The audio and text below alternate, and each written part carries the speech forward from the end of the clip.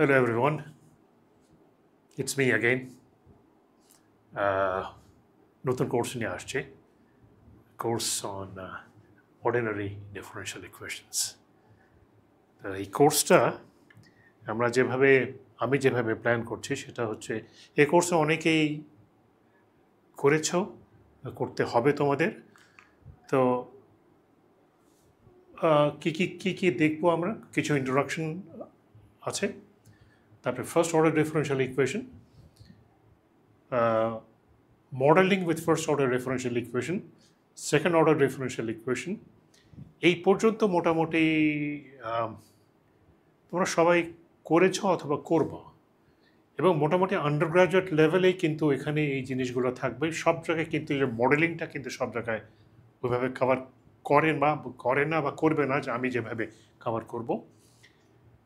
একটা জিনিস আমি একটু বলে দেব তোমাদেরকে, যে সেকেন্ড অর্ডার ডিফারেনশিয়াল ইকুয়েশনের অ্যাপ্লিকেশনসে যখন আসবো তখন কিন্তু আমি মোটামুটি বোল্ডলি বলতে পারি যে আমি বেশ কিছু মাস্টার্স লেভেলে আমি ঢুকে যাব। কারণ এখানে যে জিনিসটা আমি বলছি, এখানে applications of second order differential equation, এবং সেমিকলন দিয়ে আমি লিখেছি বিহেভিয়ার অফ ডাইনামিক্যাল সিস্টেমস। এই জিনিসটা একটু এখন হয়তো বুঝবো না তোমরা। সেকেন্ড অর্ডার ডিফারেনশিয়াল ইকুয়েশনস হচ্ছে ডাইনামিক্যাল সিস্টেমস জিনিসটা কি, এবং এটার ব্যাপারটা কি। যখন আসবে তখন ইনশাল্লাহ আমরা বোঝার চেষ্টা করবো। আর লাস্টে এসে ল্যাপ্লাস ট্রান্সফর্ম। ল্যাপ্লাস ট্রান্সফর্ম আরেকটা জিনিস টপিক হবে, যেটা আমার মনে হয় যে আমি যেভাবে কভার করব, আমাদের দেশে নর্মালি ওভাবে কভার করে না। এবং কেন ল্যাপ্লাস ট্রান্সফর্ম কী জিনিস সেটা কভার করে, ল্যাপ্লাস ট্রান্সফর্ম কেন এটা কভার করে, কিন্তু এটা দিয়ে কী হয়, কেন হয়, সেটা হয়তো ওইভাবে কভার করে না। যখন আসবে সেটা দেখব। কিন্তু যে জিনিসটা আমি বলতে চাচ্ছি সেটা হচ্ছে যে আমরা যেভাবে হ্যান্ডেল করব, এটা কিন্তু পিওর ম্যাথমেটিক্সের টপিক হবে না। এটা আমরা কোনো এক্সিস্টেন্স থিওরেমে যাব না, আমরা কোনো সাফিসিয়েন্ট কন্ডিশনস সমস্ত কিছুর ভেতরে যাব না। আমরা অ্যাপ্লিকেশনসের দিকে থাকব, কি সলিউশন এবং সেই সলিউশনের ইন্টারপ্রিটেশন কি, আমরা ইন্টারপ্রিটেশন দিকে আমরা বেশি করব, এমফোসাইজ করব। যাক, আগাই আমরা।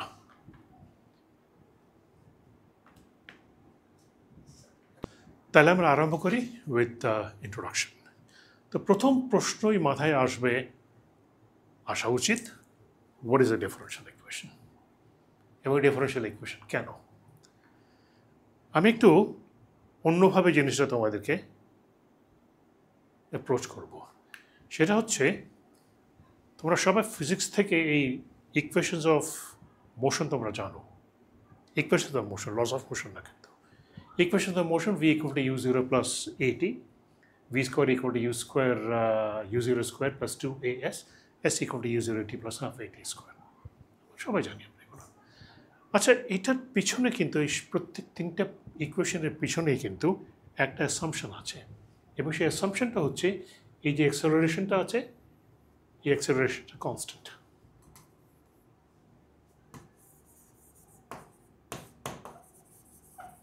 এই অ্যাক্সেলারেশন কনস্ট্যান্ট। অ্যাক্সেলারেশন যদি কনস্ট্যান্ট না হয় তখন কি হবে দেখি একটু। অ্যাক্সেলারেশন কনস্ট্যান্ট যদি না হয়, তাহলে ভেলোসিটির সাথে অ্যাক্সেলারেশনের রিলেশন অবভিয়াসলি আমরা জানি যে অ্যাক্সেলারেশন ইজ ডিভি ডিটি। আর যদি অ্যাক্সেলারেশন যদি কনস্ট্যান্ট না হয়, আমাদেরকে পুরো জিনিসটাকে জেনারেলাইজ করে ফেলতে হবে, এবং আমরা এই দুটো এন্টিটি আমাদেরকে ধরতে হবে, যে v is dx dt acceleration, excuse me, আর acceleration is d square x dt square. তো তাই যদি হয়, তাহলে প্রথম equation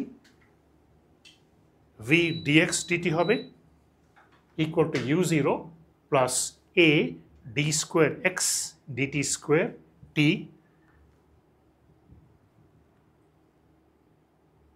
s equal v dx dt equal to u0 plus a d square x dt square t। এবং আমি যদি এখান থেকে আমি যদি এগুলোকে অ্যারেঞ্জ করি minus t d square x dt square, এবং আমার ইকুয়েশন এভাবে দাঁড়ায়। পরবর্তী ইকুয়েশনে আমি যদি যাই v square equal to u zero square plus 2as dx dt whole square equal to u0 square plus 2as। আবার যদি আমি এগুলোকে যদি অ্যারেঞ্জ করি তাহলে এভাবে দাঁড়ায়। আর x ইকুয়াল টু u0টি, যেটাকে আমরা বলি s equal to ut plus half at square, আমরা এটাকে লিখেছি x equal to u0t plus half at square, এবং ওখান থেকে আমরা এগুলো লিখি। এগুলো সব জায়গায় যদি আমি এক জায়গায় করি তাহলে আমার ব্যাপারগুলো এভাবে দাঁড়ায়। Equations of motion, algebraic form, differential form, algebraic form, differential form। এই algebraic ফর্মে আমার অ্যাক্সেলারেশনগুলো কনস্ট্যান্ট, অ্যাক্সেলারেশন কনস্ট্যান্ট। এখানে কনস্ট্যান্ট না, অ্যাক্সেলারেশনও চেঞ্জ হচ্ছে। এগুলো হচ্ছে ডিফারেনশিয়াল ইকুয়েশন, এগুলো অ্যালজেব্রিক ইকুয়েশন। সামনে বাড়ার আগে একটি প্রশ্ন তোমাদের মাথায় আসা উচিত, এবং সেটা হচ্ছে যে এই যে আমরা যে ডিফারেনশিয়াল ফর্মগুলো দেখলাম, যেখানে আমি বলছি যে অ্যাক্সেলারেশন কনস্ট্যান্ট না, কোথায় লাগে? অ্যাকচুয়ালি সব জায়গায় লাগে এটা। আমাদের গাড়িতে যখন আমরা গাড়ির স্পিড বাড়াই, আমার গাড়ির অ্যাক্সেলারেশন কিন্তু কনস্ট্যান্ট থাকে না। প্রথম দিকে অ্যাক্সেলারেশন বেশি থাকে, তারপরে কিন্তু অ্যাক্সেলারেশন আস্তে আস্তে কমে যায়। এখন আমি যদি গাড়ির ইকুয়েশন অফ মোশন যদি আমি মডেল করতে চাই, তাহলে কিন্তু আমার এই ইকুয়েশন দিয়ে আমার হবে না, আমার এই ইকুয়েশনগুলো লাগবে। আরও কিছু ইন্টারেস্টিং এক্সাম্পল আছে।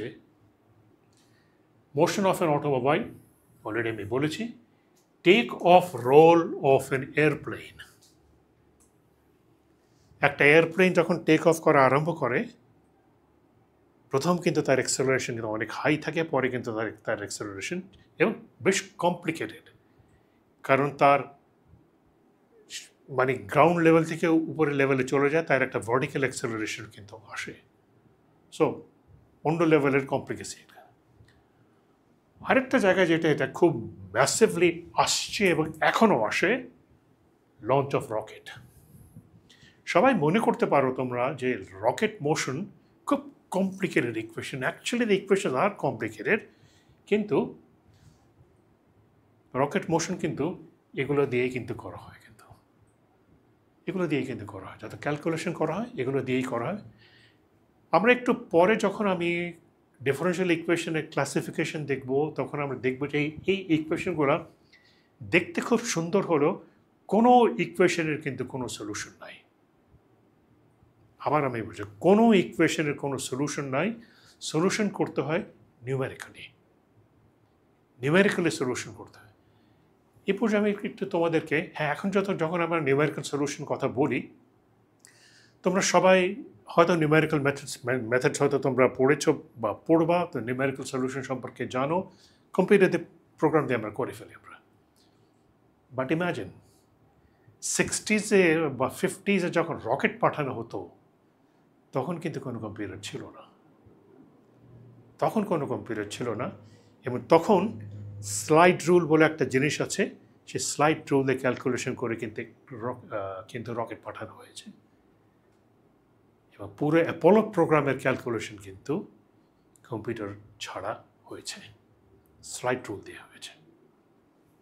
মনে রাখবে এগুলো। যাক, ফর্মালি একটা ডিফারেনশিয়াল ইকুয়েশন তাহলে আমরা কীভাবে করি, এভাবে আমরা ডিফাইন করি যে কোনো একটা ফাংশন যেখানে আমার একটা ইন্ডিপেন্ডেন্ট ভেরিয়েবল থাকবে এক্স, এবং একটা ডিপেন্ডেন্ট ভেরিয়েবল থাকবে ওয়াই, এবং y prime, y double prime, y triple prime, কোনো একটা ফাংশন ইকুয়াল টু 0। স্ট্রাকচারালি এটাকে আমরা একটা ডিফারেনশিয়াল ইকুয়েশন বলি।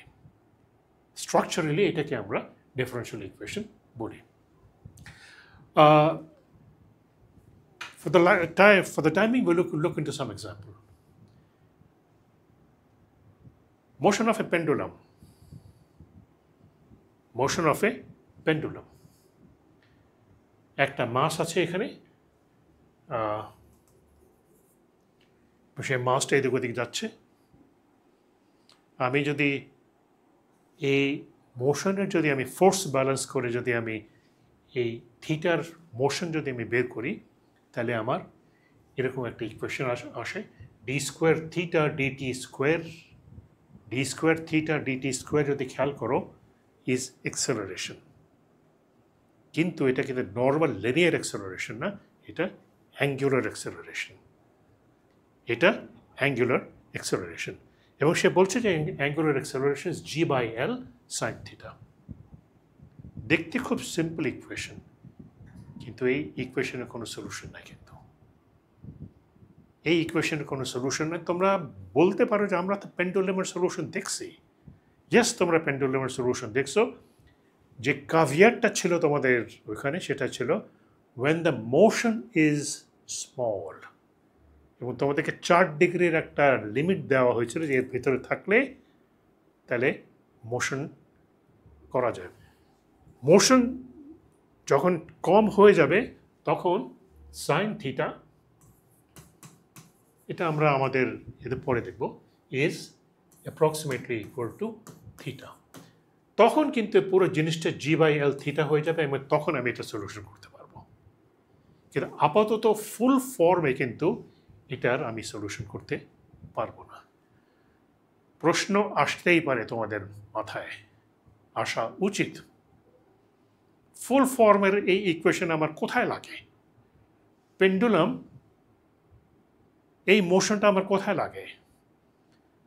একটা কথা তোমাদেরকে বলি, যে আমি যখন হাঁটি, এই আমার হাতের মোশন, আমার হাতের মোশন কি 4 ডিগ্রির ভেতরে আছে? না। আমার পার মোশন কি 4 ডিগ্রির ভেতরে আছে? না। তাহলে কেউ যদি রোবোটিক্সের দিকে যেতে চাও, এটা লাগবে, কিন্তু এটা লাগবে। ওকে, নেক্সট এক্সাম্পল। আর একটা খুব বিখ্যাত প্রবলেম। আমার একটা স্প্রিং আছে, স্প্রিংয়ের মাথায় একটা মাস আছে, এবং একটা ড্যাম্পার লাগানো আছে যেটা মোশনকে ড্যাম্প করে, এবং এই সিস্টেমটাকে বলা হয় স্প্রিং মাস ড্যাম্পার সিস্টেম। স্প্রিং মাস ড্যাম্পার সিস্টেম।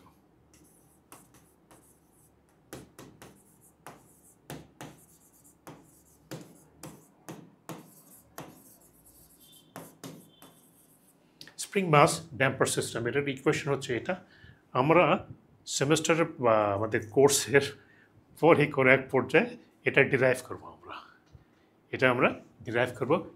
খুবই ইম্পর্ট্যান্ট ইকুয়েশন, এটা খুবই ইম্পর্ট্যান্ট ইকুয়েশন। এটা যে মানে এটা নিয়ে যারা তোমরা মেকানিক্যাল ইঞ্জিনিয়ারিংয়ে আছো, তোমরা হয়তো এটা নিয়ে পুরো এক সেমেস্টার অর্ধেক হয়তো তোমরা খরচ করে ফেলো, অথবা খরচ করে ফেলা উচিত তোমাদের। মেকানিক্যাল ভাইব্রেশন কিন্তু পুরো এটার উপরে কিন্তু দাঁড়িয়ে আছে। কিন্তু যাক, ওটা পরের কথাটা, আমি ওদিকে আমি যাব না। এম হচ্ছে মাস, এটার মাস হচ্ছে এম। ওকে, স্প্রিং কনস্ট্যান্ট কে, আর ড্যাম্পিং কোএফিশিয়েন্ট আমি সিডি হিসেবে বলছি। এগুলো আমরা পরে ইয়ে করবো। আর এটার উপরে একটা ফোর্স কাজ করতেছে, যেটা টাইম ডিপেন্ডেন্ট ফোর্স, এফটি বলি। তো this is the governing equation. এটা নিয়ে আমরা অনেক কথা বলবো, আমরা অনেক কথা বলবো। আরএলসি সার্কিট, আরএলসি সার্কিটেও আমার একটা রেজিস্ট্যান্স আছে, একটা ক্যাপাসিট্যান্স আছে, একটা ইন্ডাকটেন্স আছে। এই তিনটাকে আমি এই সার্কিটে আমি সিরিজে রেখেছি। এই সার্কিটে আমি সিরিজে রেখেছি, এবং তোমরা KCL ব্যবহার করো, যেটার উচ্চারণ তোমরা করো সম্ভবত কারশফস কারেন্ট ল, কিন্তু এটার অ্যাকচুয়াল উচ্চারণ হচ্ছে কেরকফ। কেরকফ। এনিওয়েজ, তো এটারও গভর্নিং ইকুয়েশন এরকম একটা গভর্নিং ইকুয়েশন আসে। আরেকটা, একটা কেবল যখন ঝুলে থাকে কেবলের ইকুয়েশন এরকম। আমি কিছু এক্সাম্পল দিচ্ছি আর কি তোমাদেরকে। এখন আমরা আসি যে দেখেছি আর কি এগুলো সমস্ত ইয়েগুলো, যে একটা ডিফারেনশিয়াল ইকুয়েশনের সব ডেরিভেটিভ যদি আমার অর্ডিনারি হয়, সব ডেরিভেটিভ যদি আমার অর্ডিনারি হয়, তাহলে এটাকে আমরা অর্ডিনারি ডিফারেনশিয়াল ইকুয়েশন বলি আমরা, ওডিই। আর যদি কোনো ডেরিভেটিভ যদি আমার পার্শাল হয়, তাহলে সেটাকে আমরা partial differential equation. So this is an example of an ordinary differential equation. This is an example of partial differential equation. For that matter, তোমরা যারা ইন্টারেস্টেড ভবিষ্যতে এই ইকুয়েশনকে ডিফিউশন ইকুয়েশন বলা হয়, 2D ডিফিউশন ইকুয়েশন। আর কিছু বলবো না। অর্ডার, ডেরিভেটিভের হাইয়েস্ট অর্ডার ইকুয়েশনে ওটাকে আমরা অর্ডার বলি। যেমন এই ইকুয়েশন হাইয়েস্ট অর্ডার হচ্ছে first order, this is a first order equation. এটার হাইয়েস্ট অর্ডার হচ্ছে 2, এটাকে আমরা সেকেন্ড অর্ডার ইকুয়েশন বলি। এটার হাইয়েস্ট অর্ডার হচ্ছে 4, this is a fourth order equation. This the, এটা হচ্ছে তোমরা যারা সিভিল ইঞ্জিনিয়ারিং আছো তোমরা জানো যে this is the deflection of A beam, equation for the deflection of A beam, deflection. Solution important. Solution important এই জন্য যে আমরা সবাই জানি সলিউশন কী জিনিস, যে কোনো একটা ফাংশন যদি একটা ডিফারেনশিয়াল ইকুয়েশনকে যদি স্যাটিসফাই করে আমরা বলবো দ্যাট ইজ এ সলিউশন, সবাই আমরা জানি। এই ডিফারেনশিয়াল ইকুয়েশনের মজার ব্যাপার হচ্ছে যে সলিউশন একটা না, সলিউশন ইনফাইনাইট হতে পারে বা ইনফাইনাইট হয়। যেমন একটা simple differential equation y double prime plus y equal to 0, y1 equal to c1 sin x is a solution. এটা যদি আমি এখানে ছোট্ট করে যদি আমি জিনিসটা যদি দেখাই, এটাকে যদি আমি এখানে যদি সাবস্টিটিউট করি আমার y ডাবল প্রাইম বের করতে হবে। So y is c1 sin x, y prime is c1 cosine x, আর y double prime is minus c1 sin x. তাহলে আমি দেখতে পাচ্ছি y আর y প্রাইম যোগ করলে আমার 0 হয়েছে, therefore this is a solution. মজার ব্যাপার হচ্ছে যে cosine x is also a solution, এবং sin x cosine x যোগ করলে solution. Therefore in fact এই ইকুয়েশনের ইনফাইনাইট নাম্বার অফ সলিউশন আসে, ইনফাইনাইট নাম্বার অফ সলিউশন হয়। তাহলে একটা প্রশ্ন দাঁড়ায় যায়, একটা ইকুয়েশন যদি ইনফাইনাইট নাম্বার অফ সলিউশন হয়, আমরা তাহলে কী বের করতেছি? আমরা ইকুয়েশনের সলিউশন বের করব, কিন্তু আমরা প্রবলেমের সলিউশন বের করব। ইকুয়েশনের সলিউশন ইনফাইনাইট হবে, কিন্তু আমার যে প্রবলেমটা হবে সেই প্রবলেমের একটা ইউনিক সলিউশন হবে। যখন সময় আসবে আমরা ওটা দেখব। A differential equation can have many solutions, but a problem will have a unique solution. Initial value and boundary value problem. এই যে আমি যে এই ইকুয়েশনটা দেখেছি আমি, y ডাবল প্রাইম থেকে y তে যাওয়ার জন্য কনসেপচুয়ালি আমি এটা বুঝতে পারতেছি আমার দুইবার ইন্টিগ্রেশন করতে হবে। তো দুবার ইন্টিগ্রেশন করতে গেলে প্রতিবারে আমার একটা করে কনস্ট্যান্ট আসবে। এই কনস্ট্যান্টগুলোকে যদি আমি হ্যান্ডেল করতে চাই তাহলে আমার দুটো সাপ্লিমেন্টারি কন্ডিশন লাগবে। এগুলোকে আমরা বলি ইনিশিয়াল কন্ডিশন অথবা বাউন্ডারি কন্ডিশন। দুটো কন্ডিশন যদি আমার টাইম 0-তে দেয়া থাকে বা যেখান থেকে প্রবলেম স্টার্ট হয়েছে, আমরা এগুলোকে বলি ইনিশিয়াল কন্ডিশন। আর যদি দুটো কন্ডিশন যদি দুই এন্ডে দেয়া থাকে, যেটা কেবলের ক্ষেত্রে হয়, যেটা ব্রিজের ক্ষেত্রে হয়, দুই এন্ডের ডিসপ্লেসমেন্ট দেওয়া থাকবে অথবা এরকম কিছু, আমরা তখন এগুলোকে বাউন্ডারি কন্ডিশন বলি, boundary condition.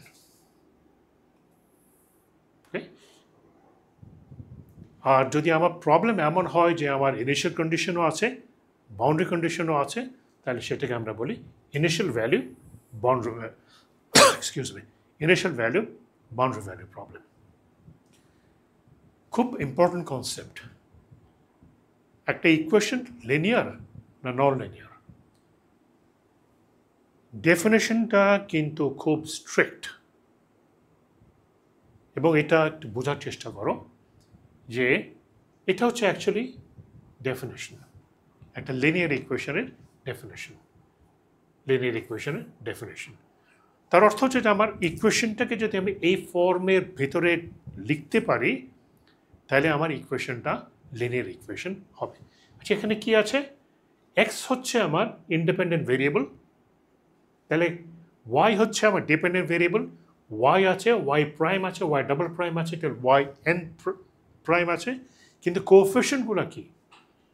a0x, a1x, a2x, anx। তার মানে হয়তো কনস্ট্যান্ট হবে অথবা ফাংশন অফ এক্স হবে। কনস্ট্যান্ট হবে, ফাংশন অফ এক্স হবে। যদি এই স্ট্রিক্ট ফর্মে যদি লেখা যায় then the equation is a linear equation, otherwise the equation is a non linear equation. ইঞ্জিনিয়ারিংয়ে আমরা সবসময় প্রেফার করব লিনিয়ার ইকুয়েশন, সবসময় হয় না। সেটা টপিক ওয়াইজ এই ইকুয়েশন নন লিনিয়ার হয়ে গেলে আমরা ওটাকে কীভাবে হ্যান্ডেল করব, টপিক ওয়াইজ ওটা। রাইট হ্যান্ড সাইড যদি আমার 0 হয় তাহলে ইকুয়েশন হোমোজিনিয়াস হবে, আর যদি right hand side non zero হয়, যেমন এখানে এফএক্স আছে, এটাকে আমরা নন হোমোজিনিয়াস বলব। তাহলে আমার linear equation, non linear equation, homogeneous equation, non homogeneous equation. Example, dn dt is a first order equation এবং এটা linear equation. I d square d4 is a linear equation, fourth order equation. L is a second order equation, linear equation and non-homogeneous equation. এটাও non homogeneous equation, linear equation. Dy dt এটা non linear equation. খেয়াল করে দেখো, non linear ইকুয়েশনের ভিতরে Y আর Y কিন্তু একটা multiplication আছে। নন লিনিয়ার ইকুয়েশন, নন লিনিয়ার ইকুয়েশনের ব্যাপারগুলো এটাই হবে যে আমার ডিপেন্ডেন্ট ভেরিয়েবল ওয়াই কোনো না কোনোভাবে ওয়ানের বেশি পাওয়ার থাকবে, স্কোয়ার রুট থাকবে, হয় স্কোয়ার থাকবে, এরকম কিছু একটা। This is the non linear equation. প্রশ্ন করতে পারে যে এখানে থিটার পাওয়ার আসলো কোত্থেকে? সাইন থিটার, তোমাদের হয়তো মনে আছে যে সাইন থিটার একটা সিরিজ আছে, যে সিরিজের ভেতরে যদি খেয়াল করো 1, এখানে থিটা যেহেতু আছে 1, থিটা কিউব, থিটা 5, থিটা 7, এটার ভেতরে কিন্তু থিটার অনেক পাওয়ার আছে। নন লিনিয়ার ইকুয়েশন। আর এটা আমি দেখতে পাচ্ছি স্কোয়ার রুট আছে, স্কোয়ার রুট আছে, this are non linear equation. Thank you.